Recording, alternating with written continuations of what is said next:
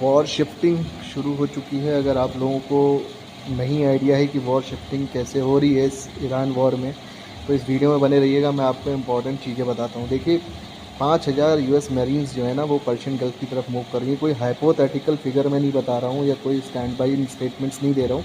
They are already on the way, मतलब वो already निकल चुकी हैं, रास्ते में। अब देखिए, ये इम्पॉर्टेंट चीज़ है कि यूएस ने ऑलरेडी बॉक्सर, उनकी एक ग्रुप है, बॉक्सर ग्रुप है, जो सैन डिगो को ऑलरेडी लेफ्ट कर चुका है, सैन डिगो से निकल चुका है। और उसके अलावा एक यूएसएस का इसी का एक और ग्रुप है जिसको ट्रिपोली ग्रुप बोलते हैं, जो जापान से आ रहा है। तो ये टोटल इन आउट 5000 मैरीन्स जो है ना, वो एक जगह पे आ रही हैं। और वो जगह का नाम है खार्ग आइलैंड। इसका नाम आपने 14 मार्च को लास्ट सुना होगा, जब यूएस ने वहाँ के 90 से ज़्यादा मिलिट्री ग्रुप्स को डिसॉल्ट किया था, उन्होंने अटैक्स किए थे। और फिर डोनाल्ड ट्रंप आते हैं, उन्होंने कहा है कि हमने वहाँ की किसी भी ऑयल सिस्टम्स में हिट नहीं किया है, या किसी प्रकार के ऑयल रिफाइनरीज़ में हिट नहीं किया है, क्योंकि वो एक खाग आइलैंड ना, वो 25 किलोमीटर का एक कोस्टल एरिया है, जो बेसिकली आप समझो वो जो स्टेट ऑफ हॉर्मस है उससे बाहर है। ईरान का पार्ट है, बट स्टेट ऑफ हॉर्मस से बाहर है। और वो सबसे बड़ा एक्सपोर्ट हब है। ईरान का लगभग 90% जो ऑयल है वो एक्सपोर्ट वहीं से होता है।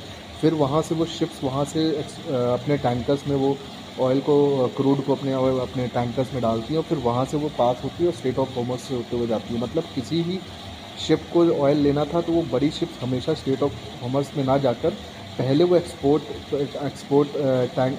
प्लेस पे जाती हैं, जो कि है खार्ग आइलैंड ईरान का। वहाँ पे जाती हैं क्योंकि वहाँ पर जो गहराई है ना, वो ज़्यादा है।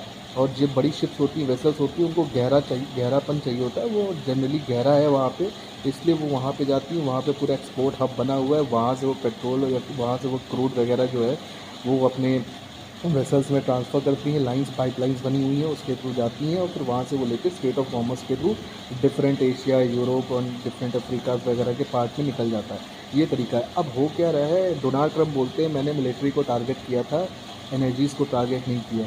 फिर वो कहते हैं हम किसी भी तरीके की वो आर्मी डिप्लॉय नहीं करेंगे। लेकिन अब आप देखो स्टेटमेंट्स क्या चल रहे हैं। वो डायरेक्ट सप्लाई काटने की प्लानिंग कर रहे हैं यहाँ पे। उनकी प्लानिंग सप्लाई काटने की। 5000 मरीन्स वहाँ पे जा रही हैं। 2 मरीन ग्रुप ऑलरेडी वहाँ पे डिप्लॉयड हैं। उसके अलावा फ्रांस भी अपना वहाँ पे एक कोई ग्रुप भेज रहा है। तो आप समझो, एयर एयर डिफेंस सिस्टम या air attacks, naval attacks and ground attacks की पूरी तैयारी है। न्यूट्रलाइज़ करने की तैयारी है, ईरान को चोक करने की तैयारी है, क्योंकि यहीं से उनके सारे पैसे बनते हैं, यहीं से उनका पैसा तैयार होता है। और अगर उन्होंने खार्ग आइलैंड पे कब्जा कर लिया तो स्टेट ऑफ हॉर्मस का कोई स्कोप ही नहीं रह जाता है, क्योंकि सारा पाइपलाइन ही कट